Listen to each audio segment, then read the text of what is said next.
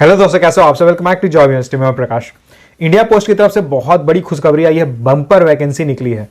Total 40,889 post पे recruitment निकली है इंडिया पोस्ट में, जीडीएस में यानी ग्रामीण डाक सेवक में। तो branch post master, assistant branch post master और डाक सेवक के पोस्ट में टोटल 40,889 वैकेंसी निकली है।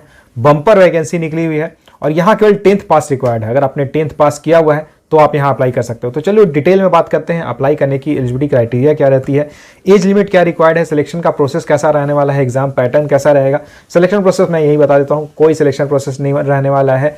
बस आपको केवल फॉर्म फिल कर देना है, कोई एग्जाम नहीं होगा, कुछ नहीं होगा, डायरेक्टली आपका यहाँ सिलेक्शन होगा। कोई एग्जाम वगैरह आपको नहीं देना हो, बस आप 10th में जो आपके मार्क्स रहेंगे उसके बेसिस पे ही आपका सिलेक्शन रहेगा। तो चलो सारी चीज़ों के बारे में डिटेल में बात करते हैं।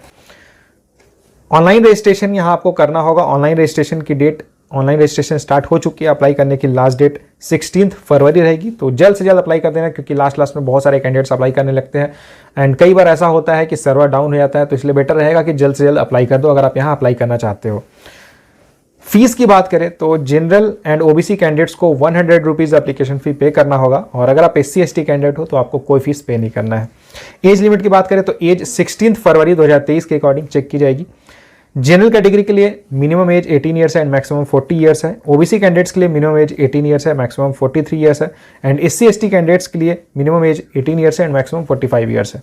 एलिजिबिलिटी क्राइटेरिया की बात करते हैं तो यहाँ 10th पास रिक्वायर्ड है। अगर आपने 10th पास किया हुआ है एंड 10th क्लास में आपने मैथ एंड इंग्लिश पढ़ा हुआ है तो आप यहाँ अप्लाई करने के लिए एलिजिबल हो।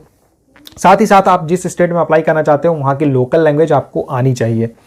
लोकल लैंग्वेज की यहाँ पूरी लिस्ट देख सकते हो, उसके अकॉर्डिंग आप अप्लाई कर सकते हो। एक और क्राइटेरिया है कि जो लोकल लैंग्वेज है वो आपने सेकेंडरी स्टैंडर्ड तक पढ़ा हुआ होना चाहिए।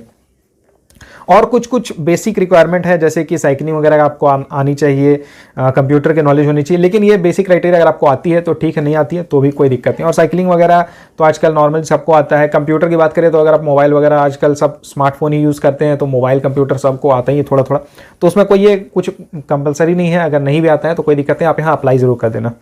सैलरी की बात करते हैं तो ब्रांच पोस्ट मास्टर की जो जॉब रहती है इसमें आपको 12,000 मंथली मिलता है और असिस्टेंट ब्रांच पोस्ट मास्टर और डाक सेवक इस पोस्ट में आपको 10,000 मंथली मिलता है। लेकिन यहाँ पे देखो, सैलरी यहाँ देख के घबराने की ज़रूरत नहीं है कि यहाँ पे जो आपका वर्क रहता है ना केवल 4 घंटे का ही रहता है। तो 4 घंटे के हिसाब से अगर आप देखो तो 12,000 मिल रहा है या 10,000 मिल रहा है तो बहुत अच्छी सैलरी है। और इसके अलावा भी आप बहुत सारी चीज़ें मिलती है।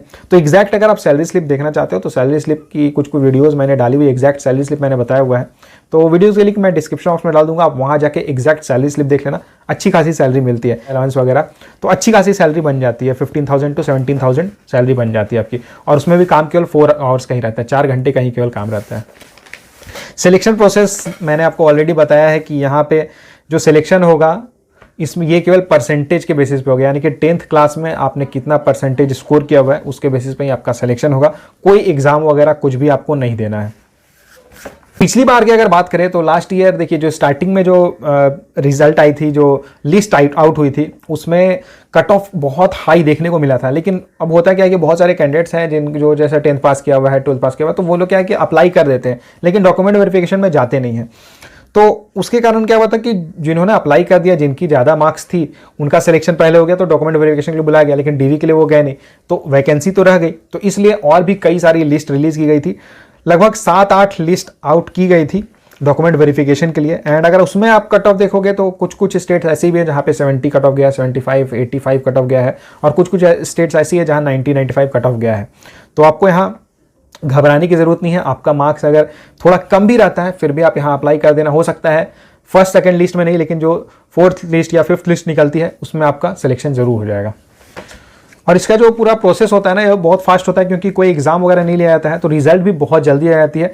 जो फर्स्ट लिस्ट है वो आपको फरवरी के 3rd वीक या 4th वीक तक देखने को मिलेगी। तो चलिए बात कर लेते हैं जॉब प्रोफाइल की। सिलेक्शन के बाद आपको काम क्या करना होता है। तो ग्रामीण डाक सेवक, यानी कि जो आपका जो वर्क रहेगा ये ग्रामीण क्षेत्र में ही रहेगा, रूरल एरिया में ही रहेगा, वहीं पर आपको काम करना होता है। अगर बात करें ब्रांच पोस्ट मास्टर की तो ऑनलाइन ऑफलाइन जो होता है पेमेंट वगैरह ये सब होता है, वो आपको काम करना होगा, वो हैंडल करना होता है। साथ ही साथ पोस्ट, इंडिया पोस्ट की, यानी कि जो डाक के अलग अलग उत्पाद रहते हैं या जो अलग अलग जो सर्विसेज प्रोवाइड करती है वो सब आपको करना होगा। और साथ ही साथ रिकॉर्ड हैंडलिंग करना होगा और मोबाइल एक दिया जाता है, तो मोबाइल आपको हैंडल करना होगा। असिस्टेंट ब्रांच पोस्ट मास्टर की बात करें तो जैसे आप देखोगे ना, तो पोस्ट ऑफिस में बहुत सारी चीज़ें रहती है, स्टैम्प्स रहते हैं, टिकट्स रहते हैं, स्टेशनरी रहती है, तो उन सब की बिक्री वगैरह आपको करनी होती है, सेल वगैरह करना होता है। साथ ही साथ पोस्ट की डिलीवरी, यानी कि जैसे खत वगैरह पहुंचाना, डाक की डिलीवरी करना, वो सब काम आपको करना होता है। और साथ ही साथ जैसे सरकार की कोई नई कुछ आ रही है, कोई नई स्कीम आ रही है, कुछ नई सेवा वगैरह आ रही है, तो उन सेवाओं का आपको प्रचार करना होता है, घर घर जाके आपको प्रचार वगैरह करना होता है। डाक सेवक की बात करते हैं, अगर आप डाक सेवक में ज्वाइन करते हो तो यहाँ पे मोस्टली स्टाम्प वगैरह जो रहती है पोस्ट ऑफिस की, वो सब आपको सेल करनी होती है। साथ ही साथ यहाँ पोस्ट की डिलीवरी भी आपको करनी होती है। और कई बार जो रेलवेज़ की जो मेल सर्विस रहती है, वहाँ पे आपको छटाई वगैरह का काम भी करना होता है, उसमें भी आपको पोस्टिंग मिल सकती है, यानी कि रेलवे मेल सर्विस में भी आपको पोस्टिंग दी जा सकती है। यानी कि ओवरऑल अगर आप देखोगे तो बहुत बेसिक काम रहता है, बहुत ज़्यादा हाई फाई कुछ काम नहीं रहता, बेसिक काम रहता है। अच्छी बात यह है कि यहाँ स्टेट वाइज वैकेंसी निकली हुई है, बहुत अच्छी वैकेंसी निकली है, बम्पर वैकेंसी निकली हुई है। 40,000 से ज़्यादा इस बार एक्सपेक्टेड भी थी, पिछली बार भी अच्छी खासी वैकेंसी निकली थी, इस बार भी 40,000 से ज़्यादा वैकेंसी निकली हुई है। अगर आपने 10th पास किया हुआ है, कोई एग्जाम वगैरह नहीं देना है, कुछ नहीं करना, बस फॉर्म अप्लाई कर दो एंड आपका सिलेक्शन हो जाएगा, तो बहुत अच्छी बात है। अगर आप यहाँ अप्लाई करना चाहते हो, अगर आपको नौकरी की ज़रूरत है, गवर्नमेंट जॉब चाहते हो, सरकारी नौकरी चाहते हो, तो बहुत बड़ी अपॉर्चुनिटी आपके लिए निकली हुई है, अप्लाई ज़रूर करना। बहुत कैंडिडेट्स को कन्फ्यूजन रहता है कि ये परमानेंट जॉब है या टेम्प्रेरी जॉब है, तो ये परमानेंट जॉब रहती है, यहाँ आपको निकाला नहीं जाता है। और अच्छी बात ये रहती है कि जैसे जैसे आपका ईयर्स होते जाते हैं, यानी कि जैसे जैसे आपका एक्सपीरियंस होते जाता है, सैलरी तो बढ़ते जाती है। 2 साल 3 साल के बाद आपकी सैलरी बहुत अच्छी हो जाती है, 25 से 30 हज़ार आपकी सैलरी हो जाती है। इसके अलावा यहाँ पे एक चीज़ और अच्छी रहती है कि यहाँ पे आप डिपार्टमेंटल एग्जाम्स दे सकते हो। तो 3 साल 4 साल कंप्लीट करने के बाद आप डिपार्टमेंटल एग्जाम देने के लिए डिपार्टमेंटल एग्जाम्स देकर प्रमोशन ले सकते हो। हालांकि उसमें थोड़ा मेहनत रहती है, लेकिन फिर भी अगर आप देखोगे तो बाहर की कंपटीशन से अगर आप कंपेयर करोगे तो इंटरनल जो कंपटीशन रहती है वो काफ़ी इजी रहती है, तो सिलेक्शन होने के चांसेस बहुत ज़्यादा रहते हैं। तो इसलिए बेहतर रहेगा कि अगर आप सरकारी नौकरी की तैयारी कर रहे हो, सरकारी नौकरी में ज्वाइन करना चाहते हो, तो इंडिया पोस्ट की तरफ से बहुत बड़ी अपॉर्चुनिटी आपके लिए निकली हुई है, अप्लाई ज़रूर करना। तो आप मुझे कमेंट करके बताना कि आप किस स्टेट से बिलोंग करते हो और किस स्टेट में अप्लाई करने वाले हो। और GDS से के रिगार्डिंग अगर आपकी कुछ भी कन्फ्यूज़न रहती है, कुछ भी क्वेरी रहती है, तो आप मुझे कमेंट करके पूछ सकते हो। Thank you.